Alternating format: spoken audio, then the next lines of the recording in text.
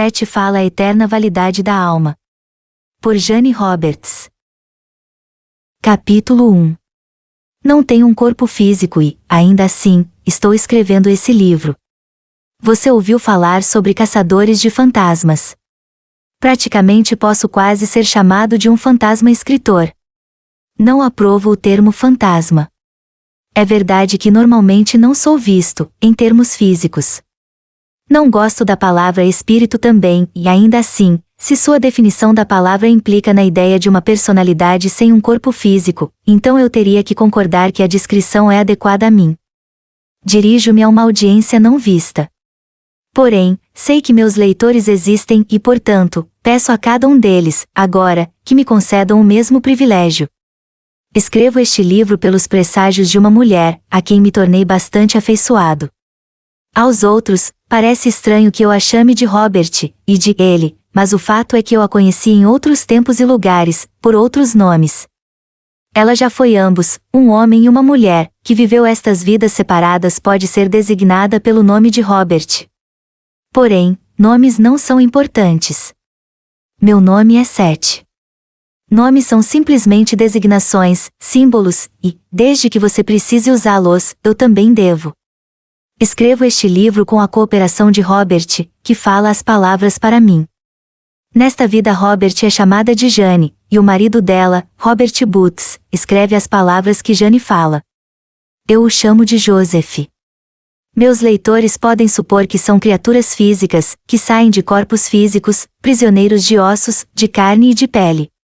Se você acredita que sua existência é dependente dessa imagem corpórea, então você se sente em perigo de extinção, pois nenhuma forma física dura para sempre e nenhum corpo, mesmo bonito em jovialidade, retém o mesmo vigor e encantamento na idade senil. Se você se identifica com sua própria juventude, ou beleza, ou intelecto, ou realizações, então há o constante conhecimento, corrosivo, de que esses atributos podem e irão desaparecer. Estou escrevendo esse livro para lhe assegurar que esse não é o caso. Basicamente você não é um ser físico mais do que sou e vesti e descartei mais corpos do que me preocupo em contar. Personalidades que não existem, não escrevem livros. Sou bastante independente de uma imagem física e assim é você. A consciência cria a forma. Não é ao contrário.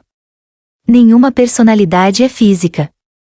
É somente porque você está tão ocupado, preocupado com os problemas diários que você não percebe que há uma porção de você que sabe que seus próprios poderes são muito superiores àqueles mostrados pelo ser ordinário. Cada um de vocês viveu outras existências e esse conhecimento está dentro de você, embora você não esteja consciente disso. Espero que esse livro lhe sirva para libertar o eu profundamente intuitivo dentro de cada um de meus leitores e que lhe traga para o primeiro nível de consciência, independente dos critérios particulares que mais lhe servirão. Começo esse livro no final de janeiro, de seu tempo, 1970. Robert é esbelto, cabelos pretos, uma mulher ágil agora, que se senta em uma cadeira de balanço e fala essas palavras por mim. Minha consciência está razoavelmente focada dentro do corpo de Robert. É uma noite fria. Esta é nossa primeira experiência em escrever um livro completo, em transe, e Robert estava um pouco nervoso antes de a sessão começar. Não é apenas um assunto simples, ter essa mulher falando por mim. Há muitas manipulações necessárias, e ajustes psicológicos. Estabelecemos o que me refiro. Como ponte psicológica entre nós, quer dizer, entre Robert e eu mesmo. Eu não falo através de Robert como alguém que fala por um telefone. Ao invés disso, há uma extensão psicológica, uma projeção de características de ambas as partes, e uso isso para nossa comunicação.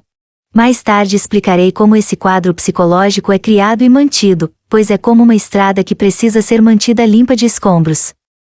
Seria melhor você ler esse livro perguntando-se quem é você, ao invés de perguntar quem sou, pois você não pode entender o que sou, a menos que você entenda a natureza da personalidade e as características da consciência. Se você acredita firmemente que sua consciência está trancada em algum lugar dentro de seu crânio e é impotente para escapar disto, se você sente que sua consciência termina no limite de seu corpo, então você se vende por pouco, e você pensará que sou uma ilusão. Não sou uma ilusão mais do que você é, e essa pode ser uma frase carregada, gravada, como um arquivo de computador, NT. Posso dizer, honestamente, a cada um de meus leitores, sou mais velho do que você, ao menos em termos de idade, como você pensa. Se um escritor pode se qualificar como qualquer tipo de autoridade, em termos de idade, então, devo obter uma medalha. Sou a essência de uma personalidade energética. Não mais focada no mundo físico. Assim, estou consciente de algumas verdades que muitos de vocês parecem ter esquecido. Espero fazê-los lembrarem-se delas. Não falo tanto com a parte de você que você pensa como você, mas a parte de você que você não conhece, que de alguma forma você negou e algumas partes esquecidas. Essa parte de você lê esse livro como você lê.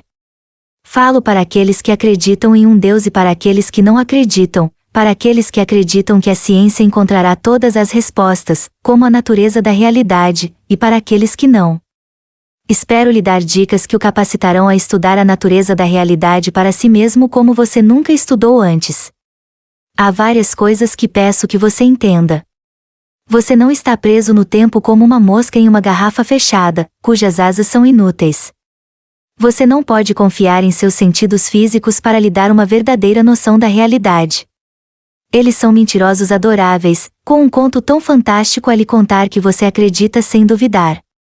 Às vezes você é mais sábio, mais criativo e muito mais conhecedor quando está dormindo do que quando está acordado. Estas declarações podem parecer altamente duvidosas agora para você, mas quando terminarmos, espero que você veja que elas são declarações claras dos fatos. O que lhe falarei já foi falado antes, ao longo dos séculos, e falado novamente quando foi esquecido. Espero esclarecer muitos pontos que foram distorcidos através dos anos. Ofereço minha interpretação original de outros, pois nenhum conhecimento existe em um vácuo, e todas as informações devem ser interpretadas e devem ser coloridas pela personalidade que a mantém e a passa adiante. Então, descrevo a realidade como a conheço, e minha experiência em muitas camadas e dimensões. Isso não significa que outras realidades não existem. Tenho sido consciente muito antes de sua Terra ser formada. Para escrever esse livro, e na maioria de minhas comunicações com Robert, adoto informações de meu próprio banco de personalidades passadas, cujas características parecem ser apropriadas. Há muitos de nós, personalidades como eu mesmo, não focada no plano físico ou tempo. Nossa existência parece estranha para vocês apenas porque vocês não percebem o potencial verdadeiro da personalidade e vocês estão hipnotizados por seus próprios conceitos limitantes. Primariamente sou um mestre, mas não sou um homem de letras per si. Primariamente sou uma personalidade com uma mensagem, você cria o mundo que você conhece. Você foi presenteado, talvez com o melhor presente de todos, a habilidade de projetar seus pensamentos na forma física. O presente traz uma responsabilidade e muitos de vocês são tentados a se elogiarem sobre o sucesso de suas vidas e culpar Deus, o destino e a sociedade por suas falhas. Da mesma maneira, a humanidade tem a tendência de projetar sua própria culpa e seus próprios erros na imagem de um Deus Pai, que parece estar crescendo no cansaço de muitas reclamações. O fato é que cada um de vocês cria sua própria realidade física, e em massa, vocês criam ambos, as glórias e os terrores que existem em sua experiência terrena. Até que vocês percebam que são os criadores, irão recusar aceitar essa responsabilidade. Ninguém pode culpar um diabo pelos infortúnios do mundo. Vocês já cresceram bastante em sofisticação para perceber que o diabo é uma projeção de sua própria psique, mas não cresceram o bastante em sabedoria para aprender como usar sua criatividade construtivamente. A maioria de meus leitores está familiarizada com o termo salto muscular. Como espécie, vocês cresceram em salto do ego, mantendo uma rigidez espiritual, com as porções intuitivas do eu, negadas ou distorcidas além de qualquer reconhecimento. A hora está se aproximando. Ambos os meus amigos precisam se levantar cedo de manhã. Robert está trabalhando em 2 livros de sua própria autoria e precisa dormir. Antes de terminar essa sessão, peço-lhe que nos imagine, pois Robert me disse que um escritor precisa ser cuidadoso em compor o cenário. Falo através de Robert 2 vezes por semana, às segundas e às quartas-feiras, nessa mesma grande sala. As luzes estão sempre acesas. Essa noite me é agradável olhar através dos olhos de Robert, para além do inverno. A realidade física sempre me tem sido restauradora e através da cooperação de Robert, e quando escrevo esse livro, vejo que eu estava correto em apreciar seu charme inigualável. Há uma outra característica a ser mencionada aqui, Willie, o gato, um monstro amado, que agora está dormindo. A natureza da consciência animal em si mesma é um assunto altamente interessante, e que consideraremos depois. O gato está consciente de minha presença, e em várias ocasiões reagiu de forma notória a isso. Nesse livro, espero mostrar-lhe as constantes interações que ocorrem entre todas as unidades de consciência, a comunicação que se insinua além das barreiras das espécies e, em algumas destas discussões, usaremos Willie como referência. Considerando que mencionamos animais, deixe-me dizer que eles possuem um tipo de consciência que não lhes permite tanta liberdade quanto a sua. Ainda assim, ao mesmo tempo, eles não são impedidos de usá-la por certas características que normalmente impedem o potencial prático da consciência humana. A consciência é um modo de perceber as várias dimensões da realidade. A consciência, como você a conhece, é altamente especializada. Os sentidos físicos lhe permitem perceber o mundo tridimensional e, ainda pela mesma natureza, podem inibir a percepção de outras dimensões igualmente válidas. A maioria de vocês se identifica com seu eu diário fisicamente orientado. Vocês não pensariam em se identificar com uma porção de seu corpo e ignorar todas as outras partes e, ainda assim, você está fazendo a mesma coisa quando imagina que o eu egoísta carrega o fardo de sua identidade. Estou lhe falando que você não é uma bolsa cósmica de ossos e carne, jogados juntos através de alguma mistura de elementos e de substâncias químicas.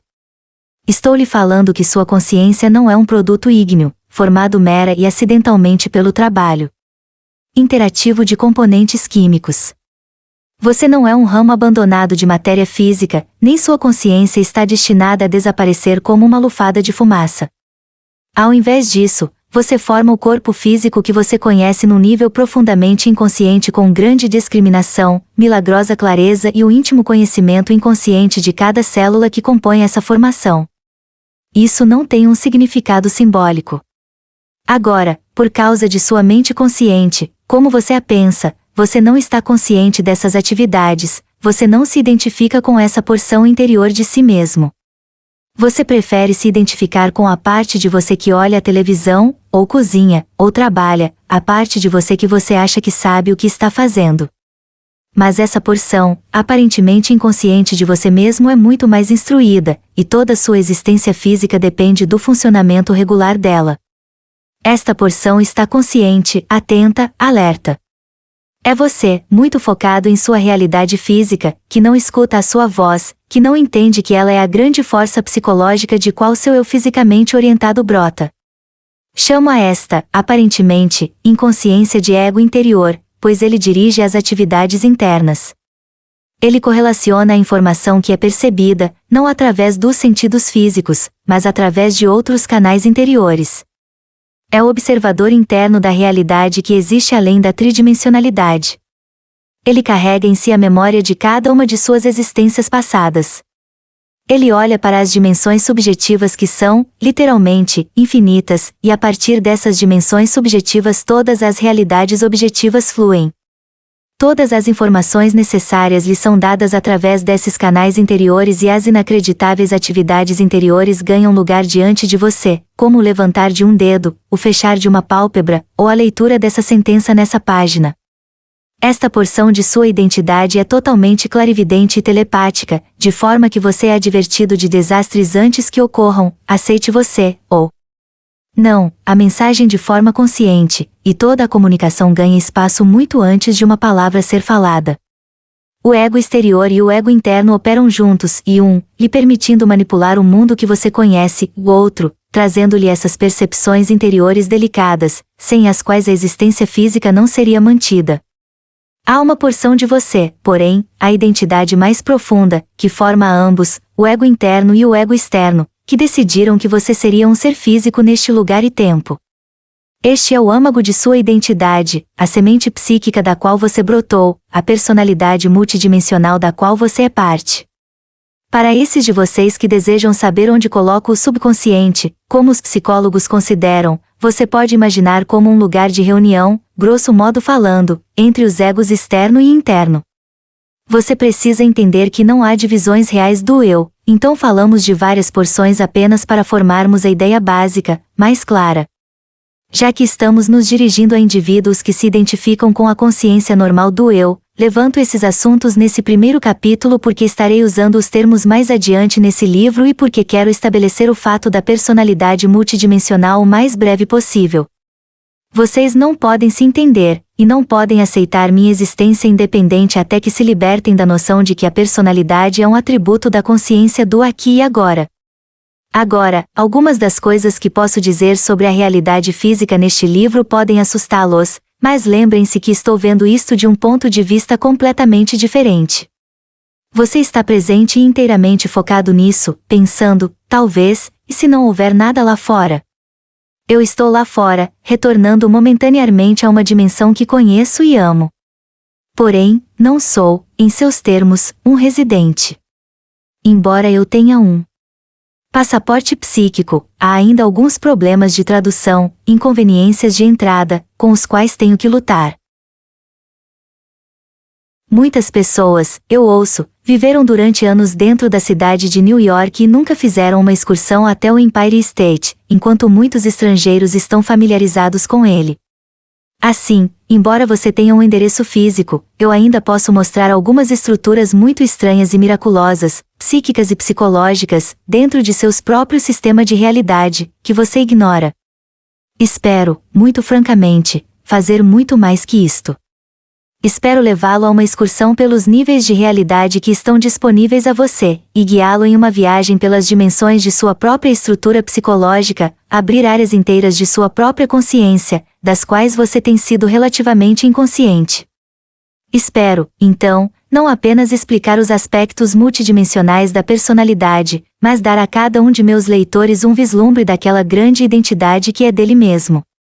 O eu que você conhece não é senão um fragmento de toda a sua identidade. Porém, esses fragmentos do eu não são amarrados juntos, como contas num fio. Eles são mais como as várias camadas de uma cebola, ou segmentos da casca em espiral de uma laranja, todas conectadas através de uma vitalidade e crescendo para fora em várias realidades enquanto brotam da mesma fonte. Não estou comparando a personalidade a uma laranja ou a uma cebola, mas quero enfatizar que, como estas coisas crescem de dentro para fora, assim acontece com cada fragmento de todo o eu. Você observa o aspecto externo dos objetos. Seus sentidos físicos lhe permitem observar as formas exteriores às quais você, então, reage, mas seus sentidos físicos, até certo ponto, lhe forçam a perceber a realidade dessa maneira e a vitalidade interna do tema e da forma não é tão aparente. Posso lhe dizer, por exemplo, que há consciência mesmo em uma unha, mas poucos de meus leitores me levarão a sério bastante. Para parar no meio da sentença e dizer bom dia ou boa tarde para a próxima unha que acharem, presa em um pedaço de madeira. Não obstante, os átomos e moléculas dentro da unha possuem o próprio tipo de consciência. Os átomos e moléculas que compõem as páginas deste livro também são, dentro de seu próprio nível, conscientes. Nada existe, seja pedra, mineral, planta, animal ou ar, que não esteja repleto de consciência de seu próprio tipo.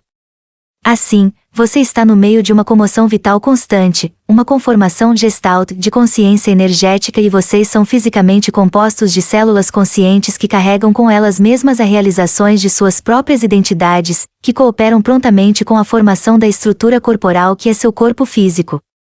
Estou dizendo, claro, que não há tal coisa como matéria morta. Não há nenhum objeto que não seja formado por consciência e cada consciência, em relação ao seu nível, se regozija na sensação e criatividade. Você não pode entender o que você é a menos que entenda tal assunto. Por conveniência, você se fecha à numerosidade das comunicações internas que brotam das partes mais minúsculas de sua carne, contudo, mesmo como criaturas físicas, vocês são, até certo ponto, uma porção de outra consciência. Não há limitações ao eu. Não há limitações a seus potenciais. Porém, você pode adotar limitações artificiais através de sua própria ignorância. Você pode, por exemplo, se identificar com seu ego exterior, sozinho, e se privar das habilidades que são uma parte de você. Você pode negar, mas não pode mudar os fatos. A personalidade é multidimensional, embora muitas pessoas escondam suas cabeças, figurativamente falando, na areia da existência tridimensional e finjam que não há nada mais. Não pretendo subestimar o ego exterior. Você simplesmente o superestimou. Nem sua verdadeira natureza foi reconhecida. Teremos mais a dizer em relação a esse assunto, mas por agora é o bastante perceber que seu senso de identidade e continuidade não é dependente do ego. Agora, às vezes, estarei usando a termo camuflagem, referindo-me ao mundo físico, com o qual o ego exterior se relaciona, pois a forma física é uma das camuflagens que a realidade adota. A camuflagem é real, e, ainda assim, há uma realidade muito maior nisto, a vitalidade que deu forma a isto. Seus sentidos físicos lhe permitem perceber esta camuflagem, pois eles são sintonizados com ela de uma maneira altamente especializada. Mas sentir a realidade dentro da forma requer um diferente tipo de atenção e manipulações mais delicadas do que os sentidos físicos provêm. O ego é um deus ciumento, e quer seus interesses atendidos. Ele não quer admitir a realidade de nenhuma dimensão, exceto aquela em que ele se sente confortável e que pode entender.